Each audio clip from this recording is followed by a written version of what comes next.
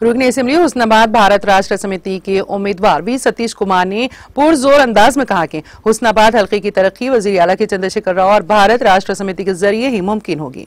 2014 से कबल हल्का इंतहाई पसमानदा और अवाम मुतादिद मसाइल व मुश्किलात से दो चार थे। ताहम रियासत के क़याम के बाद चीफ मिनिस्टर केसीआर ने जंगी खतूत पर इक़दाम करते हुए हुस्नाबाद की पसमानदगी और पिछड़ेपन को दूर किया। नेज़ महज 9 सालों में हुस्नाबाद हल्के का शुमार दुनिया के तरक्की याफ्ता हल्कों में होने लगा।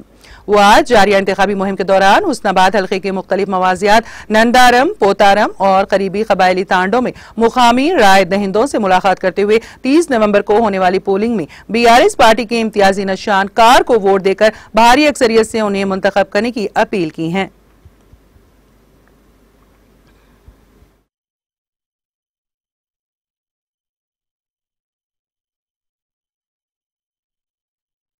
మొదలు మీరందరూ కూడా పెద్ద మనసుతోని నా పరిస్థితి అర్థం చేసుకొని ఆలస్యంగా వచ్చినా కానీ నేదా భావించిందని తెలియజేస్తున్నాను. నేను 10:10:30కు వస్తానని చెప్పి అనుకున్నా, కానీ అనుకోని కారణాల వల్ల హన్మకొండలో ఇప్పుడు లేట్ అయిపోయింది. దాంతో ఒక 2 గంటలు లేట్గా రావాల్సి వచ్చింది మీ దగ్గరికి. అయినా పర్వాలేదు, మీరందరూ కూడా నా కోసం ఉన్నందుకు మీ అందరూ కూడా పేరు పేరున ఉదయపూర్వక ధన్యవాదాలు తెలియజేస్తున్నాను. ఇంతకుముందు చెప్పిండ్రు నందారం గ్రామంలో ఇప్పుడు ఏ పనులు జరిగాయని చెప్పి దాదాపు 4,60 లక్షల రూపాయల అభివృద్ధి సంక్షేమ పథకాలు మన గ్రామంలో కూడా వచ్చిన సంగతి కూడా మేము తెలియజేస్తున్నారు.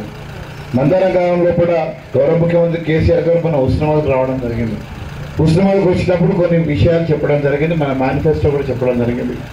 గౌరవ ముఖ్యమంత్రి కేసీఆర్ గారికి 30వ తారీఖు జరగబోయే ఎన్నికల్లో కూడా, నవంబర్ 30వ తారీఖు జరగబోయే ఎన్నికల్లో కూడా మీరందరూ కూడా ఆశీర్వదించి కారు గుర్తు కొట్టేసి నేను గెలిపిస్తారని చెప్పి మళ్ళీ ముఖ్యమంత్రి గారు కేసీఆర్ గారిని చేసుకోవాలని చెప్పి నేను తెలియజేస్తున్నాను.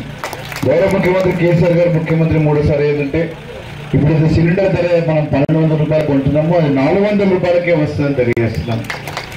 సౌభాగ్య లక్ష్మి కింద ప్రతి పేద మహిళలకు కూడా 3,000